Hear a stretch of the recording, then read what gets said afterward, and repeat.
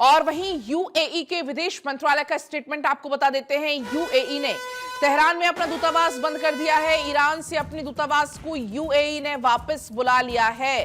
तो ये जानकारी है क्योंकि अभी आपने देखा कि दुबई से कई सारी ऐसी तस्वीरें निकलकर सामने आई जहां पर बुर्ज खलीफा के बगल से भी कुछ मिसाइलें जाती हुई नजर आई, या वहां के एयरपोर्ट के हालात बहुत ज्यादा खराब हो चुके हैं। यूएई के विदेश मंत्रालय का ये स्टेटमेंट है कि यूएई ने तेहरान में जिस तरीके से अपना दूतावास है उसको बंद कर दिया है। ईरान से अपने राजदूतों को बुला लिया है, यूएई वापस बुला लिया है क्योंकि स्थिति अभी बहुत ज्यादा खराब है। और ऐसे में ईरान ने अपने राजदूतों को बुला लिया है, यूएई ने वापस बुला लिया है ईरान से। ये जानकारी आई है सामने। यूएई ने तेहरान में अपना दूतावास चूंकि बंद कर दिया है। और वहीं यूएई में एंटी मिसाइल सिस्टम अब सक्रिय हो गया है। कई सारी मिसाइलों की इंटरसेप्ट भी किया गया क्योंकि लगातार वहां पर मिसाइलें छोड़ी जा रही हैं। कई सारी आपने तस्वीरें देखी होंगी जो इस वक्त सोशल मीडिया पर काफी फ्लोट भी हो रही हैं। और ये तस्वीरें आपको हम दिखा रहे हैं, आप देख पाएंगे यहां पर काला उठता हुआ धुआं आपको नजर आ जाएगा। लेकिन यूएई में एंटी मिसाइल सिस्टम सक्रिय हो गया है। कई सारी ऐसी मिसाइलें हैं जिनको इंटरसेप्ट भी किया गया, यानी इनको हवा में ही नष्ट भी कर दिया गया है क्योंकि वहां का जो मिसाइल सिस्टम है, एंटी मिसाइल सिस्टम है, वो सक्रिय हो गया है। हालांकि कई सारी मिसाइलें तो पहुंची भी अंदर, अब नुकसान कितना हुआ है वो देखना होगा, लेकिन कई सारी मिसाइलें ऐसी हैं जिनको इंटरसेप्ट भी कर दिया गया। और वहीं अमेरिकी नागरिकों की मौत पर ट्रंप का स्टेटमेंट, हमारे 3 लोग मारे गए हैं। डोनाल्ड ट्रंप ने यह कहा है, हम ऐसे नुकसान की आशंका थी, ऐसी स्थिति में हताहत होना असामान्य नहीं है, अंत में दुनिया के लिए एक बड़ी बात होगी।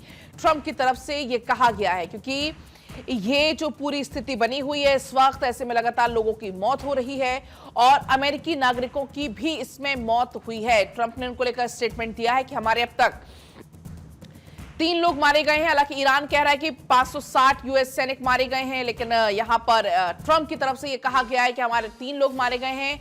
हमें ऐसे नुकसान की आशंका पहले से ही थी, मतलब ऐसी स्थिति का हमें अंदाजा था और ऐसी स्थिति में हताहत होना असामान्य नहीं है, अंत में दुनिया के लिए एक बड़ी बात होगी, ये ट्रंप की तरफ से कहा गया।